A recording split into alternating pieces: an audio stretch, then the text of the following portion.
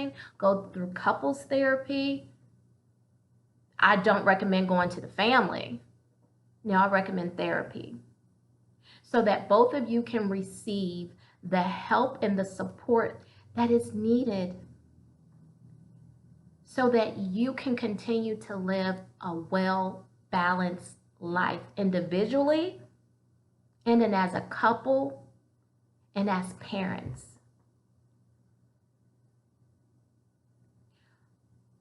But in this case, it sounds like Jenny had this bad attitude, just poor. I don't know what she did. I didn't know when things happened with her. Did she throw things? Was she fighting? I don't know.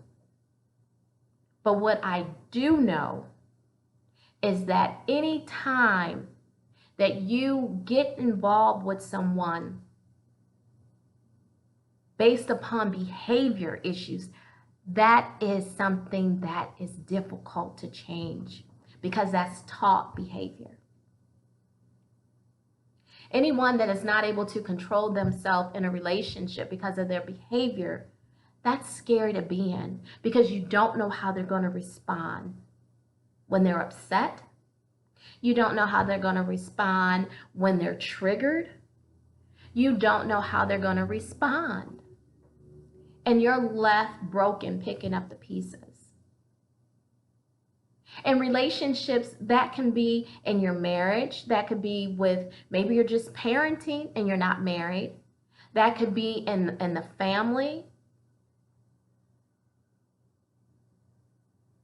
You have to find a way to where you can separate yourself from someone that is constantly, that's a form of bullying if you ask me.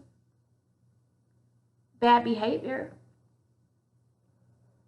It's bullying. Imagine living in that house that you just can't get anything out of that person. Can't have a good conversation with them.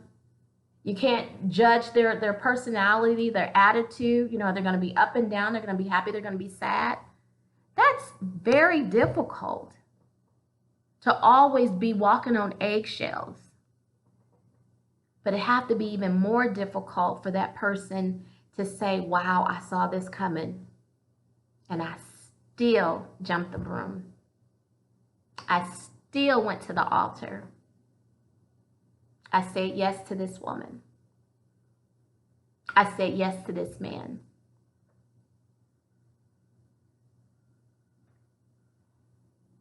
Women and men, when do we start saying yes to us, to you as an individual? It's okay to sit and be in a place of peace. If that peace means that you can be by yourself, if you're peaceful,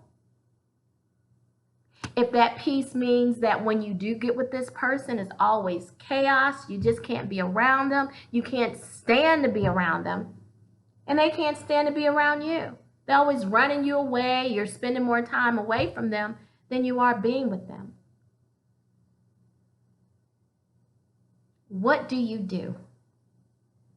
Well, a lot of you that probably don't know my story, I was married, divorced. I've been single for 12 years.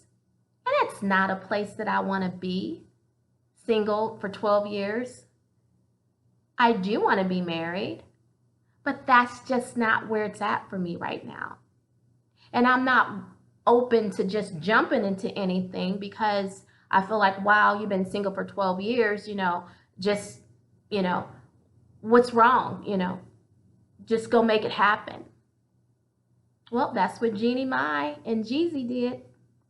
Just made it happen. And then they made it happen. Now we're watching the story unfold. They're at the courthouse getting divorced, and it's just a big mess. And I've been there and I've done that. So that's why I'm the referee.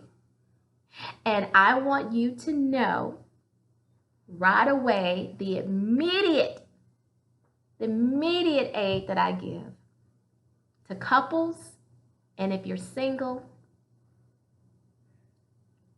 the best advice that someone told me that I didn't get a long time ago when someone said, get to know yourself first. I was like, what does that mean? What does that mean to get to know yourself? Why wouldn't I know myself? I wake up with myself every day. You know, I'm with myself. What do you mean I don't get to know yourself? That is the most important advice that I could ever give. Get to know you first. And that's as simple as what makes you happy. So that when someone does come along and they want to celebrate a birthday, for an instance, an anniversary, I don't know, just an occasion, and they have this great idea of how it's going to make you happy, and you're just looking at them like, this person knows nothing about me. I didn't tell them that that's what I want. They have no idea who I am. None whatsoever. Why would you think that would make me happy?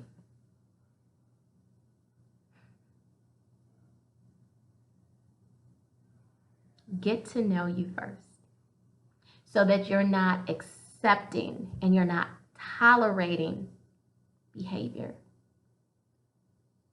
It's the difference between accepting and tolerating. Because you probably accept it one time like, oh, wow, okay, this is nice, not what I wanted. And then you start to tolerate it. You build a tolerance for it.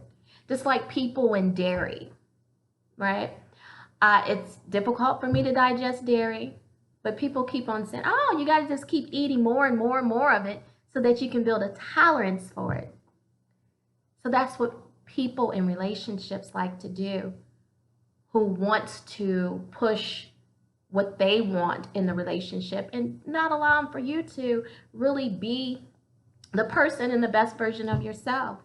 They push things on you so that you'll develop a tolerance for it. Yeah. And I can see that happen with Jeannie Mai. She kept trying to push things on him to make him build a tolerance for her behavior and make it acceptable. Yeah. So no matter who you are, if you're just a person with a bad attitude, you're just a person with a bad attitude. And that's not tolerated anywhere. It's not tolerated in the workplace. It's not tolerated in the community. It's not tolerated in the family. You're going to have some issues. It's not tolerated. It's not tolerated. If you just have a bad attitude, you just have a bad attitude. And you need to go work on your attitude. So I hope this message was a clear one to anyone that's in a relationship, or you're just not in a relationship. You just got out of a relationship and you're like, what did I do? What could I possibly done different? Nothing. Just know better.